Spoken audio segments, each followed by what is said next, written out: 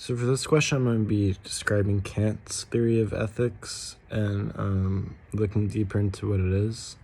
So basically, this theory is one that he explains where morality is necessary for all human beings on Earth, and it's this theory is basically there's not a lot of gray area. He explains in it, so you're either right, you're moral, or you're immoral, and it's very universal, and as he says, it's exceptionalist.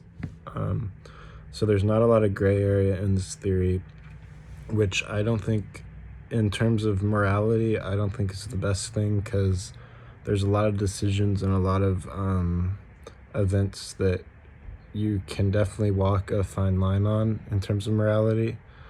So furthermore, in Kant's theory, he thinks some things can be good, but truly what makes something moral is the use of goodwill. So he thinks morality is defined by duties, and one's action must be moral. To be moral, it has to be motivated by an act of duty.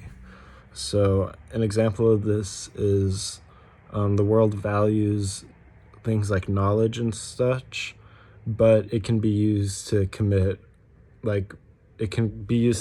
atrocities in the world, such as someone can use their knowledge to hack the whole internet system of the United States, and it would ruin a lot of people's lives and such. So that means knowledge, for it to be moral, it has to be used to do a good duty, such as, say, if you use that knowledge to develop things to help against cancer and other diseases like that. And this also applies to courage, courage is looked upon in the world as something really noble and really good and moral, but it can be used in a negative way. If you think such as a suicide bomber that would want to inflict pain on many people. So courage then could only be good sometimes if you were using it in goodwill, in a good act. And then for Kant's theory, you have two different maxims, and these are basically equations and variables that go into the categorical imperative.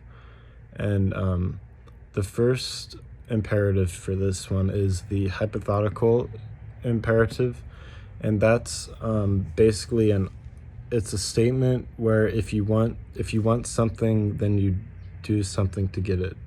So if you want candy, then you have to do something to get it, like go to the store to get it. And then there's categorical imperatives that are more unconditional things, and that means there's not a lot of gray line there, and it's you have to you do it or you don't do it, basically. And the categorical imperative is the one rule that all moral rules can be derived from, and there's two formulations in this as well. The first is act in accordance with the maxim that you can will without contradiction to become a universal law of nature. And then the second formulation is always act in such a way to treat people, oneself and others, as an end to themselves and never as a mere means. And I think this is good because basically what it's saying in the first formulation is only act what you can change, basically, and it doesn't want you to do something immoral and not acting in your goodwill. And two objections to this.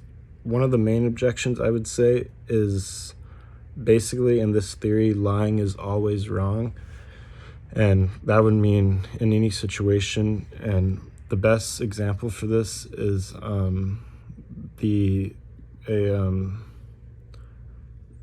there was a study done, or there is a contradiction to Kant's whole theory, where if a murderer came to your door and wanted to know like where your friend was because they wanted to kill them, you would have to tell them. And if you didn't tell them, this would be immoral in that situation, which I think we all know that you should not tell the murderer where your friend was.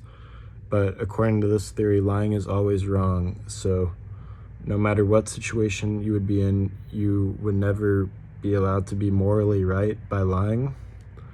And the second objection would be problem of specification, which, going back to what I was saying, where there's not a lot of gray area, it would mean it's a lot of detailed and fleshed out things in this theory, which I don't think is a good thing, because I think moral theories always need to have some type of gray line, and it can't just be right or wrong. There needs to be in between always.